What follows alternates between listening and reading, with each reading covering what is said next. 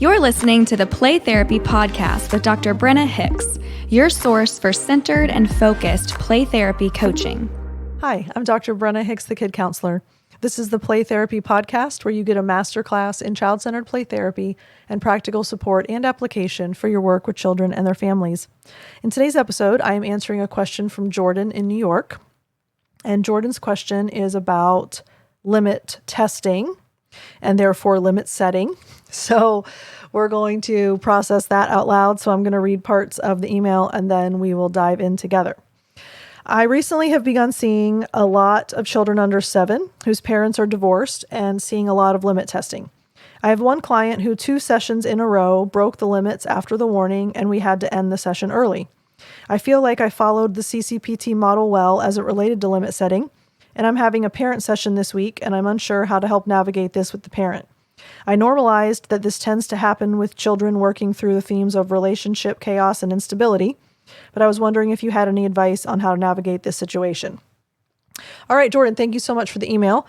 And I think let's start with, I might have misinterpreted some of what you said in the email, so you may need to send me a follow-up email if I misconstrued. But a couple of things are standing out to me that I think are important to address before I actually get into the limit setting and what we would share with parents. So first and foremost, you're seeing a lot of limit testing. This is consistent and common in children regardless of whether or not their parents are divorced. One of the most consistent things that we see is boundary testing, limit testing, and power and control grabs. This is true of kids of all ages, for all reasons, in all situations. So I don't know that it's necessarily comorbid with the divorce. I mean, yes, maybe there's an uptick in those behaviors because of the divorce and what's been going on, but that's going to be clear and evident across most children that are in play therapy. So I think we need to make sure that we normalize to a degree that this is appropriate developmentally and age-appropriate behavior for a child, especially for a 7-year-old. So then you said, I have a client 2 sessions in a row who broke limits after the warning. All right, I don't really know what you mean by that, but let me do my best. And if I'm totally off base, respond.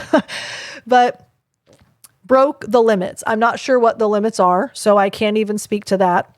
But let's make sure that we're aware limits are only needed when they're needed. So I'm hopeful that a limit was in fact needed there. And I'm hopeful that you went through the 3-step limit setting process, the ACT.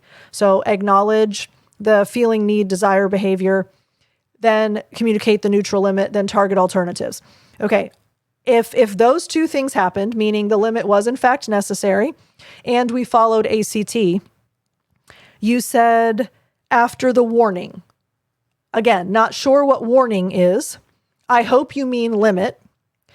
And if the limit was provided, you didn't mention that you did this 3 times. So I'm also hopeful that you went through this 3 times. I don't know for sure. But you said, I have one client who 2 sessions in a row broke limits after the warning. Well, let's assume that we had best case scenario here. So limit was in fact necessary. We went through ACT appropriately, and we went through it 3 times. Then at that point, we move to ultimate limit. So if the child is unwilling or unable to comply with a limit 3 times, then we move to ultimate limit, which that's when you get into the if-then choices. So if you choose positive behavior, you choose positive outcome. If you choose negative behavior, you choose negative outcome. Which do you choose? But that's only after we've gone through limit setting 3 times. And we've followed ACT, and it was necessary. All right. And if this is unfamiliar to some of you, I know I have new listeners all the time.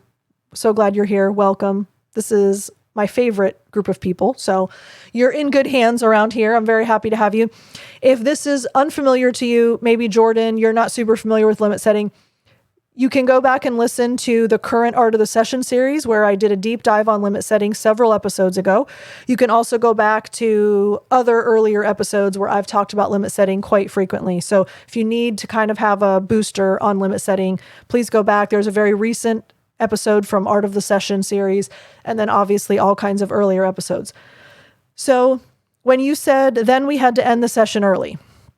Okay, this I can weigh in on, and I know for sure. A child's session is never ended early. A child can't lose a session. A child can't earn a session. And a session never ends early, regardless of behavior. We may have to move to ultimate limit. They may choose not to have toys that they are unable to play with safely, appropriately. They may choose to not have access to the sand tray because they're throwing sand multiple times. They may choose to not have snack that day because they're choosing not to leave on time. There are consequences tied to the ultimate limit, but one of them is never ending a session early. It's not something you earn or lose. It just is what it is. And there's a lot of why there. I've talked about this in earlier sessions or earlier episodes as well. I don't have time to dive into that, but I think the main one that I want to focus on here is that is a slippery slope wherein if you choose to do that, you choose to be done early today. Well, guess what? A kid can absolutely rake you over the coals with that. When they come in, they spend 2 minutes in the playroom and they go, I choose to be done early today. And they think that they can only be in there for 2 minutes because the precedent has been set that they can choose to end the session early. The therapeutic hour is the therapeutic hour. They can choose to play or not play. They can choose to engage or not engage. They can choose to stay in the lobby or they can choose to stay in the playroom. They can choose to look at you or ignore you. They have all kinds of choices. But one of the choices is not whether or not they're in the session for the session. The therapeutic hour is the therapeutic hour. So that's never going to be one of the outcomes, regardless of behavior. Child will never end the session early, and that's never even presented as an option. Okay, so then you said, I'm having a parent session this week, and I'm unsure how to help navigate this with the parent. I navigated that this tends to happen with children working through the themes of relationship chaos and instability. One of the most important things we can do is reassure parents that what's happening is normal. Air quote. We also want to reassure them. We want to normalize for them that this is understandable. This is expected. You're not caught off guard by this. You're not surprised by this. You're not alarmed. They will absorb your confidence. They will absorb your sense of whether or not this is a shock to you. So you present this as if it's just standard because it is. We're not feigning that this is standard and appropriate. It is. Many, many kids test boundaries. Many, many kids test limits. Jordan, you didn't mention how many sessions in you are, but my gut tells me early on in the process, which this is probably part of resistance. And so we're going to help them understand where we are as far as the phases, that this is going to naturally work itself out. You also mentioned, I'm having a parent session this week. I'm hoping that means a completely separate hour that you've put in your schedule to meet with parents, not in place of the child's play session, because we never sacrifice a play session for a parent session. Just want to make that clear. We also never have child and parent in the same room together. So that's also something I wanted to make clear. But we want to reassure them that this is what we expect. We want to give them tools and strategies. After you hear what's going on at home, talk them through some strategies that will be helpful. The child will naturally self-actualize. The child will naturally start sorting through this. But in the meantime, there needs to be safety established. There needs to be security within the environment and the relationship. They need to know that your limits mean something.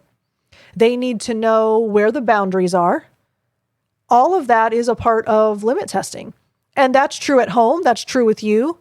So a child that is testing a lot of limits, obviously we're going to see a power and control grab there. Maybe that's what parents need to hear. Look, your child feels completely powerless through this divorce. Your child feels that everything has been completely out of their control. So of course they're going to grasp at any measure of power and control they can take. And they only have control over a few things, one of which is obedience.